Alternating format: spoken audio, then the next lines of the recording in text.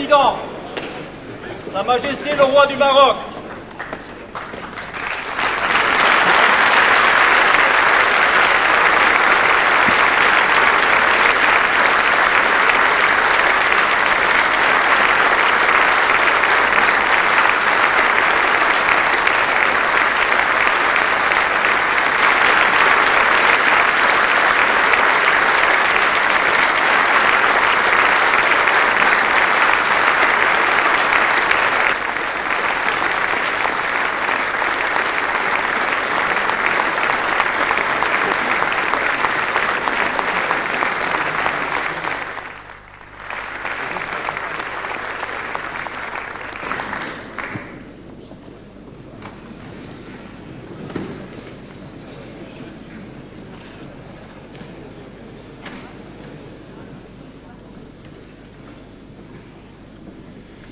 en recevant le roi du Maroc à l'occasion de sa visite d'État, notre Assemblée se réjouit d'accueillir le souverain d'un pays dont l'amitié pour la France ne s'est jamais démentie, malgré les inévitables vicissitudes d'un long destin commun, d'un pays aussi jeune et entreprenant qu'il est chargé d'histoire, d'un pays tout entier tendu vers la paix, le progrès et la modernité.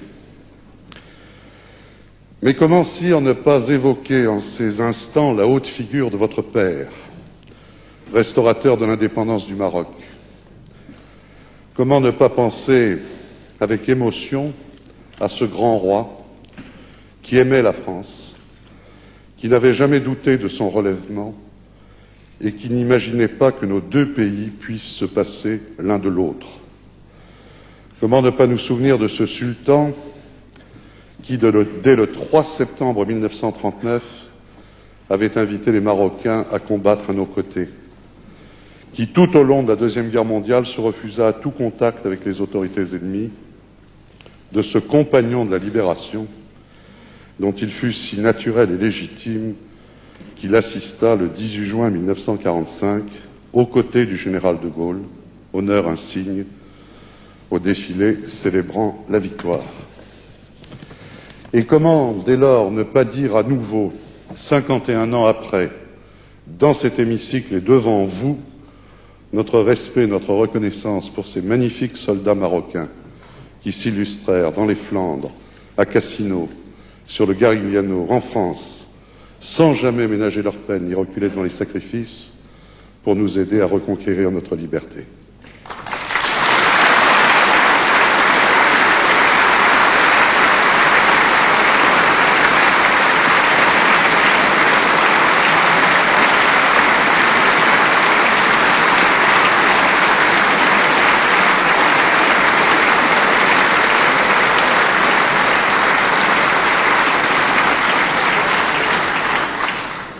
Vous êtes, il est vrai, sire, à la tête d'un grand peuple fier et courageux, d'un peuple ouvert aussi, chaleureux, héritier d'une grande culture à la fois arabe, africain et pleinement méditerranéen.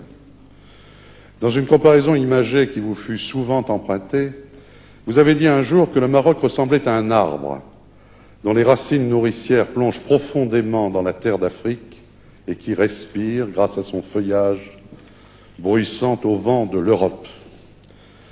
On ne saurait oublier en effet que la province romaine de Mauritanie-Tingitane a été créée à peu près au même moment que les provinces romaines des Gaules, ou encore que deux brillantes dynasties, celle des Almoravides puis celle des Almohades, régnèrent de part et d'autre du détroit de Gibraltar, liant étroitement l'Europe du Sud et l'Afrique du Nord, rayonnant depuis Cordoue à qui nous devons une bonne part de l'humanisme moderne et de ce qu'on appellerait bientôt les Lumières. Voilà qui faisait déjà du Maroc un véritable trait d'union, vocation à laquelle il n'a jamais renoncé et qu'il entend plus que jamais assumer. Voilà aussi qui aura contribué à inspirer au Maroc cette conception d'un islam serein et tolérant, ouvert au progrès technique et scientifique, comme en porte témoignage parmi tant d'autres réalisations la grande mosquée de Casablanca. Cette conception est aujourd'hui servie, sire, par l'influence considérable qui est la vôtre dans l'ensemble du monde islamique. Ce n'est pas par hasard que vous présidez l'organisation de la conférence islamique et le comité Al-Quds. Le sens de l'histoire et de la mémoire qui est votre marque, la volonté de modernité que vous savez allier au respect des traditions qui font l'âme d'un peuple, donnent à vos initiatives et à vos propos une autorité singulière. C'est dire que tout ce qui touche à votre démarche est important, important non seulement pour votre pays, mais aussi pour l'ensemble des riverains de la Méditerranée. Voilà d'ailleurs qui ne manque pas d'inspirer aux quelques 700 000 Marocains qui vivent en France une attitude souvent citée en exemple et fort bénéfique. Ces Marocains de France nous apportent le témoignage des progrès que ne cesse d'accomplir le Maroc dans le domaine économique, au prix d'efforts méritoires. Le développement est en effet l'une de vos priorités, en même temps que la construction d'un État de droit. Vous avez inspiré un courageux plan d'adaptation riche de promesses sur le plan économique, y compris pour nos relations bilatérales. Vous avez encouragé par ailleurs une politique allant dans le sens de la promotion des libertés publiques. Liberté de la presse, liberté d'association et de réunion, multipartisme peuvent ainsi être vérifiés par tous vos visiteurs. La Constitution adoptée par référendum en septembre 1992 renforce les pouvoirs de votre Parlement avec lequel nous nous félicitons d'être unis par les liens les plus étroits, tandis qu'un Conseil constitutionnel règle désormais les rapports entre pouvoirs publics. La création d'une deuxième chambre, à la faveur de la nouvelle consultation que vous avez annoncée lors de la récente fête du trône, devrait mettre un terme définitif aux discussions relatives au mode de recrutement de la Chambre des députés. La France, vous le savez, conformément aux attentes de sa propre opinion publique, continuera d'applaudir à de telles initiatives. Il n'est guère étonnant qu'adhérant à de mêmes prémices, nos deux pays parviennent à s'entendre sur les dossiers les plus délicats. Et c'est bien pourquoi le président de la République n'a pas hésité, lors de sa visite officielle au Maroc en juillet 1995, à parler d'une relation placée sous le signe de l'exception. Nous apprécions à sa juste valeur l'action menée par le Maroc en faveur de la stabilité de la région et le rôle de médiateur qu'il joue depuis plusieurs décennies. Actions et rôles qui ont trouvé leur consécration dans les retentissants succès de la diplomatie marocaine de ces dernières années. Conférence des accords du GATT à Marrakech, sommet économique de Casablanca, sommet de l'organisation de la conférence islamique. Nos deux pays sont également conscients de la nécessité de promouvoir un rapprochement de l'ensemble des peuples qui bordent notre mer commune. Le Maroc, qui a participé activement à la conférence de Barcelone, entend occuper une place à sa mesure dans ce nouvel espace qui devrait aboutir à l'horizon de l'an 2010 à la création d'une zone de libre-échange euro-méditerranéenne. L'accord d'association conclu le 10 novembre dernier avec le soutien empressé de la France est particulièrement prometteur à cet égard. Oui, le Maroc et la France ont bien vocation à œuvrer ensemble à l'avènement de cette zone de paix, de stabilité, de prospérité et de coopération. L'action résolue du Maroc en faveur du processus de paix au Proche-Orient, votre implication personnelle si courageuse, sont d'ailleurs une contribution majeure à ce grand et noble objectif. La relance de la construction du Maghreb au sein de l'Union du Maghreb arabe sera, à n'en pas douter, une autre de ces contributions, car le succès du partenariat euro-maghrébin passe aussi par un essor des relations politiques et commerciales entre les trois principaux États du Maghreb, que tout doit inciter à la bonne entente. Sire, à l'orée du XXIe siècle, en mesurant, vous et nous, le rôle que jouent nos nations, la France dans l'Europe comme le Maroc au Maghreb, en Afrique et dans l'ensemble du monde arabe, nous désignons ici nos responsabilités particulières. Elles sont immenses si nous voulons qu'une véritable communauté se renforce et s'affirme de part et d'autre de la Méditerranée. Nous devons donc plus que jamais resserrer nos liens. Dans l'histoire de nos relations, de nos convergences et de nos actions communes, votre visite en France est ainsi promise à un grand retentissement. Nous nous réjouissons que vous ayez choisi que votre passage à l'Assemblée nationale en soit un temps fort, car ce que vous avez à dire sera entendu au-delà de cet hémicycle et des frontières même de nos deux pays. Aurais-je assez dit, sire, combien vous êtes ici le bienvenu. Vous avez la parole.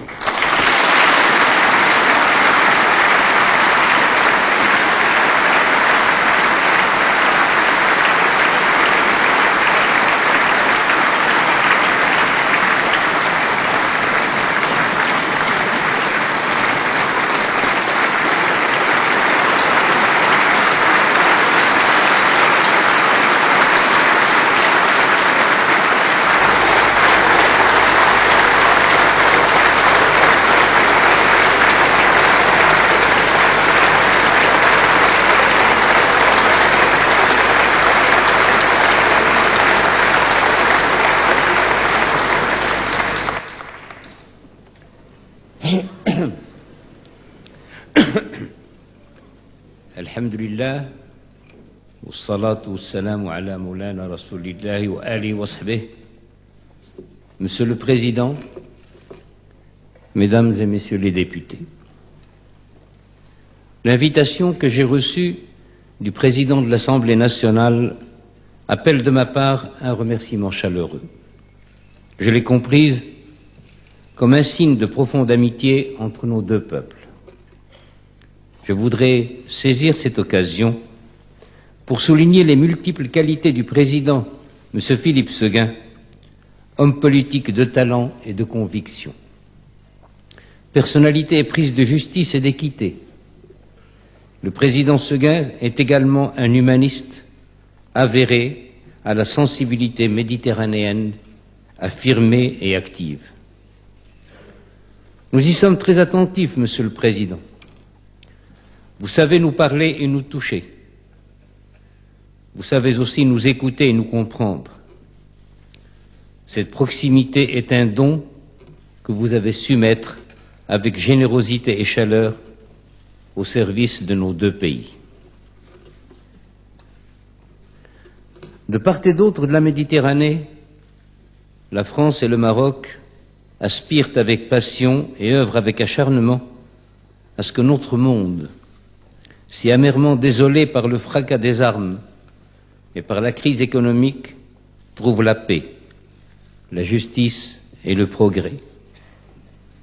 Et je me sens en ce lieu en communion avec les représentants de la nation française, et je crois qu'avec l'aide de Dieu, ensemble, nous réussirons.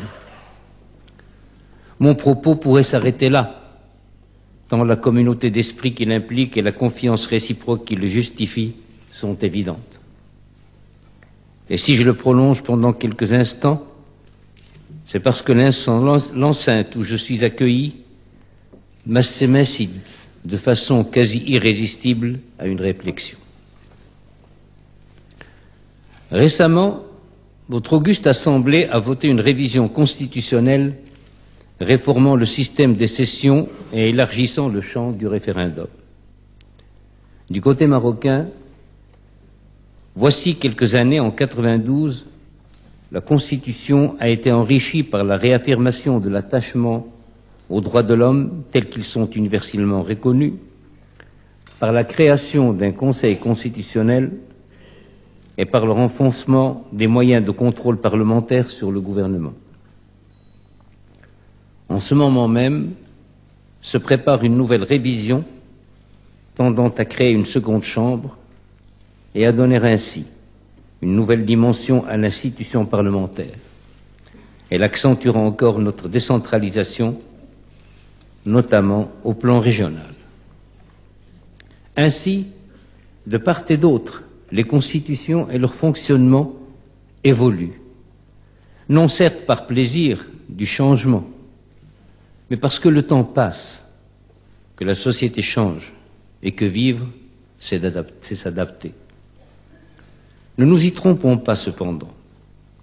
Il ne s'agit pas de nous copier les uns les autres.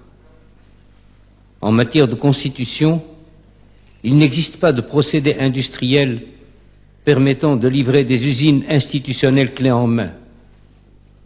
La simple imitation serait stérile. Si l'on veut s'abandonner à la métaphore, mieux vaut voir chaque constitution comme un vêtement. Un vêtement se dessine et se coud en fonction des formes et des mesures de celui qui devra les porter. Bien plus, celui que l'on habille ne gardera pas immuablement la même silhouette. Les âges de la vie, l'état de santé, la condition physique appellent des corrections qui vont de la simple retouche à un changement d'habit. Peut-être un ironiste suggérerait-il qu'un vêtement est aussi une affaire de mode et qu'il ne faudrait pas faire subir aux institutions des mutations de pure fantaisie. N'y a-t-il pas quelque chose de cela dans l'appel si souvent entendu à la modernité? Il me semble que l'usage du terme modernité dans sa vie politique est matière malentendue. Certains de ceux qui l'emploient paraissent croire que la modernité politique exige, en dépit de la géographie et de l'histoire, l'uniformité des institutions dans tous les États du monde. Ils se trompent. Ils se trompent, je l'ai déjà dit. D'autres, se croyant pluralistes, pensent au contraire que la modernité est hors d'atteinte pour les pays dans lesquels le respect de la tradition s'opposerait à tout changement réel. Ils ne se trompent pas moins. Cette antithèse mécanique entre le passé et l'avenir, Jean Jaurès l'avait dénoncée à l'avant en s'écriant, et je cite de mémoire, que le fleuve est fidèle à sa source quand il descend vers la mer. Moins éloquemment, hélas, je dirais qu'une communauté de valeurs, le principe démocratique, les droits de l'homme, le pluralisme, peut ressembler, sans se trahir et sans les trahir, des traditions différentes, peut rassembler, sans se trahir et sans les trahir, des traditions différentes. C'est bien parce que les institutions politiques sont, comme les hommes, vivantes, qu'il faut ne pas les enfermer dans des textes immuables et rigides. Certes, le constitutionnalisme naissant, à la fin du XVIIIe siècle, avait rêvé de faire d'une Constitution un livre révélé, défiant le temps et l'histoire. Cependant, maints exemples, dont le vôtre et le nôtre, nous ont appris que, sans que changent à tout moment les règles du jeu politique, il existe dans chaque nation une capacité d'adaptation qui est riche de bons usages. Les textes ne doivent donc pas être immuables. Ils ne doivent pas davantage être rigides. Il faut certes une règle de jeu, mais elle n'est pas une fin en soi, et le jeu lui-même n'en est pas une simple application. Ce jeu est fait de rapports humains entre les gouvernés et les gouvernants, entre les individus et les groupes sociaux, entre le pouvoir central et les collectivités décentralisées. Ce n'est pas un jeu de robots. Aussi faut-il laisser à ceux qui le pratiquent une certaine liberté, un vrai pouvoir d'invention et, non certes contre les textes, mais à côté d'eux, faire place à ce que l'on appelle ailleurs les conventions de la Constitution. Une démocratie est par définition pluraliste. Elle suppose la pluralité des opinions et des partis, des organes de l'État, des niveaux d'administration, des entreprises publiques ou privées, des organisations sociales ou syndicales. Tour à tour, les divers acteurs politiques ont à faire entendre leurs voix qui sont distinctes et au besoin alternatives, pourvu que sur l'essentiel, c'est-à-dire l'indépendance et l'intégrité nationale, elles se retrouvent à l'unisson. Et quand il s'agit des plus grandes questions, ou lorsqu'il faut faire surgir une décision sur laquelle le gouvernement ou les représentants élus hésitent, le peuple lui-même, s'exprimant dans un référendum, vient couronner la panoplie des moyens d'adaptation. Telles sont les ressources du droit qui sont à la fois la racine et le fruit de la civilisation politique. Elles ne nous livrent pas des modèles mais des expériences. Le profit en est partagé entre ceux qui les conduisent et ceux qui les observent.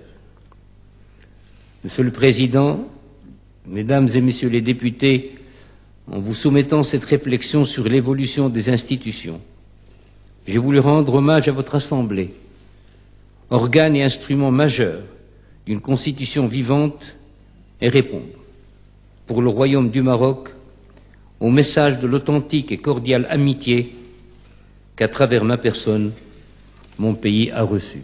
Je vous remercie.